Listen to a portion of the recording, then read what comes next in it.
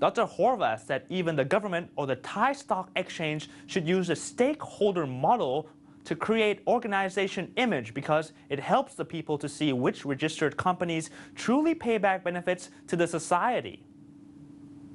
And globally, in the year 2008, we seen the global economy in a very bad shape when the U.S. economy went down, when Lehman Brothers, the U.S. investment bank collapsed, then it took down the whole economy, and there's no exception. Even the Chinese economy, which is half the way around the globe, was badly hit by the U.S.-led global crisis. So what does it mean, in your opinion, how this globalization? Well, number one, I think we live in a transformed world. Yes. It's not only a changed world prior from what it was before 2008, but it's really a transformed world. That means that the world economies are much more well integrated than we ever imagined. So that means today that crises in Greece have repercussions across the world almost simultaneously. Some major actions by the Chinese government have the same action on the same influence on the global economy. So that's one. The other one is, I don't think that given that the crisis was really initiated by the financial services sector in the US and influence of global economies, I don't think that governments or regulatory agencies are going to let corporations make that happen in the future. Corporations either have to learn to self-regulate themselves, not to focus on the short-term profits only, or the shareholders, but more balanced way on stakeholders. All they will be regulating. Probably what will happen, corporations will adjust. The stakeholder model will be the predominant model for running corporation successfully for medium to long term. But at the same time, more regulatory frameworks will emerge, how to run financial services organizations, how to run corporations which, for example, maybe have major impact on the environment through carbon tax or whatever. You talk about self-regulation in the corporate world. What are the incentives then? To be able to, the interesting concept is self-regulation could only mean to run the corporation properly through a balanced stakeholder model. Don't emphasize short-term profits and shareholders only. So this balanced stakeholder model would be enough for not to create a crisis of But we have the stock market, we have Wall Street, we have the stock exchange of Thailand with trading stock of your publicly traded companies every day and share price moving every minute. Good point. The quarterly expectations of the stock market obviously influence corporations, but maybe the legislation has to change in the context of corporate governance, which already happened in Holland. That you are not really a shareholder so long you don't keep, you're not an owner of a corporation. You cannot vote unless you keep your shares for a full year or beyond. Maybe it should be even longer. So speculation cannot come into the picture, which forcing corporations to respond to quarterly results. That's why family enterprises actually are better off. You are talking about a new set of regulation on stock ownership and stock trading? Yes, yes.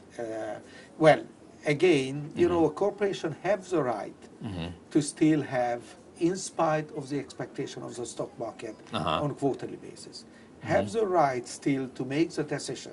And yes, the stock market will be sometimes influenced, but make decision based on the medium to long-term health and performance of the corporations. You mentioned about the Dow Jones Sustainability Index. Is that one first step to begin with? Right. If the stock market wants to... The Dow Jones Sustainability Index clearly have been establishing now over a decade. How many years? A decade? I think about a decade. That economic issues are not coming isolated from social, political and environmental. And corporations which are integrating those three perspectives are delivering, ironically, higher shareholder value in medium to long term than corporations which emphasize short-term profits only. So it's good management, good business. Yes, and the stock market might penalize you very short term because you didn't perform, but you will recover. You come back later. Because in medium to long term, you will have a stable performance. And that's what the real shareholders is interested in. Can you repeat the three things that the Dow Jones Sustainability Index focus on? What I are focus on economic issues. the economic issues, It's one. Social, political, second. social and political And the issues, third one is environmental. the environment? Right. So if you take into account these three factors, you may not get a very quick share increases. But later on, in the medium and long term, the values, the shareholders' values of this company are much better than those who ignore these three important things. Is that Right. correct? I would even put it in the following way. Yes.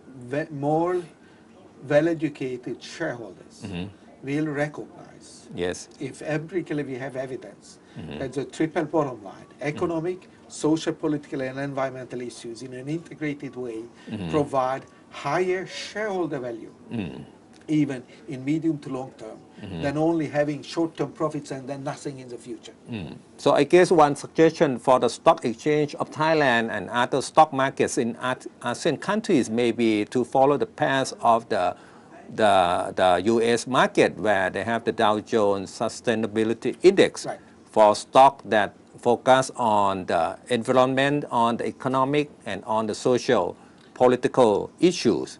And to emphasize corporations who deliver profits, but also positive situation for all stakeholders, medium to long term, and not only short-term profit emphasis. And looking forward, you think this model will replace what we have been seeing in the past many decades?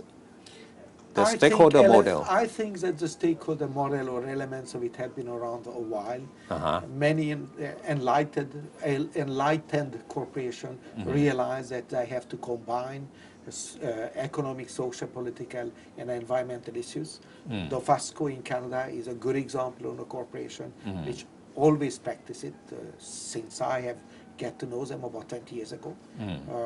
And I think the Dow Jones Sustainability Index listing quite a few of those firms who realize it on their own and have been doing it for quite long.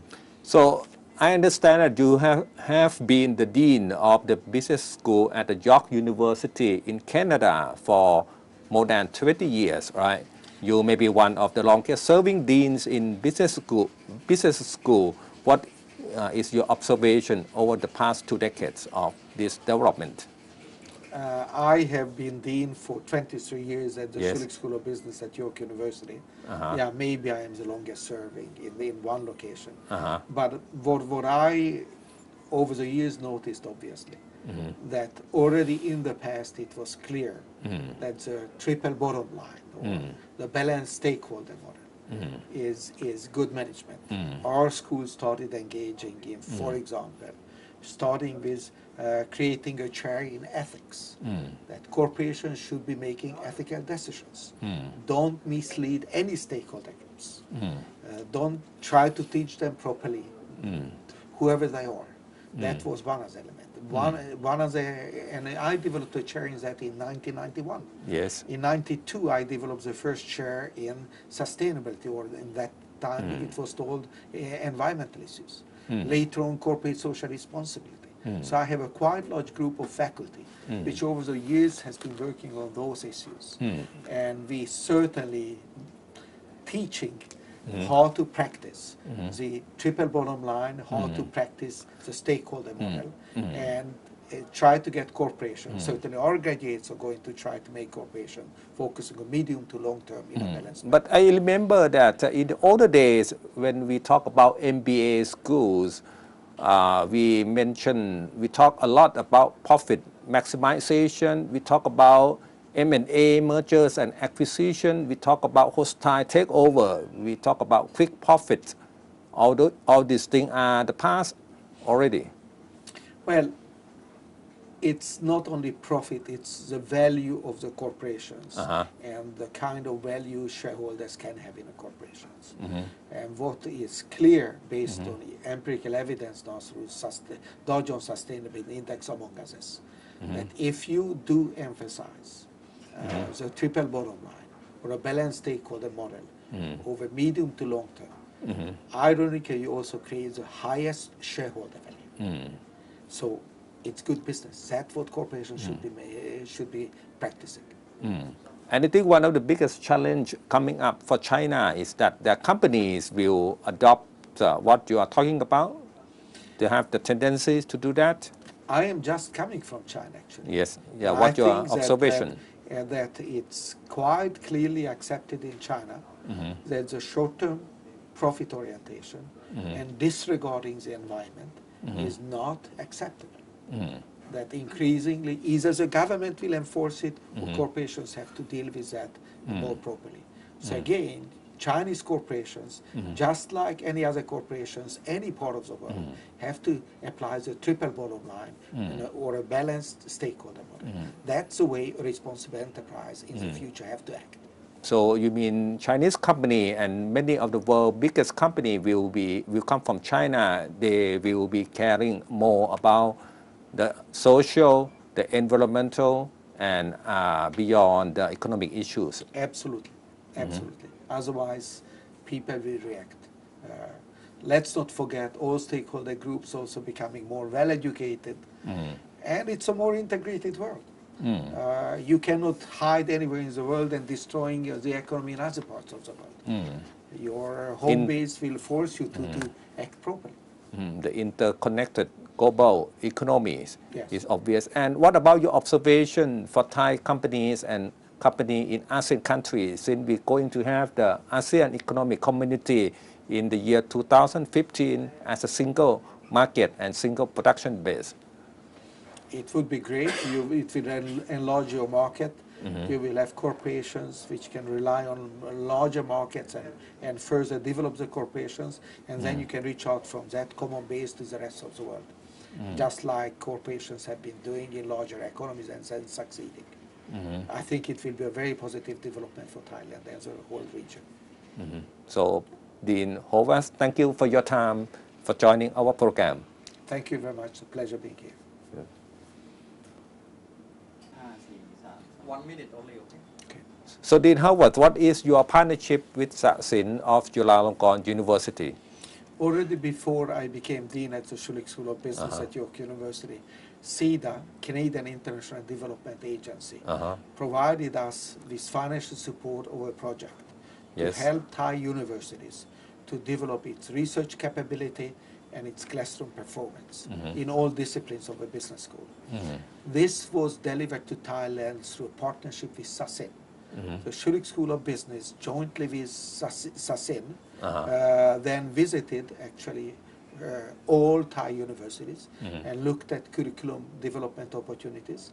We created research programs at SASIN with faculty coming from all Thai universities. And that program went on, I think, over a 3-year period, which then resulted in a much longer-term development with SASIN. So we now also have exchange partnership, dual degree with SASIN, and hopefully our cooperation will be expanded and prosper in the future as well.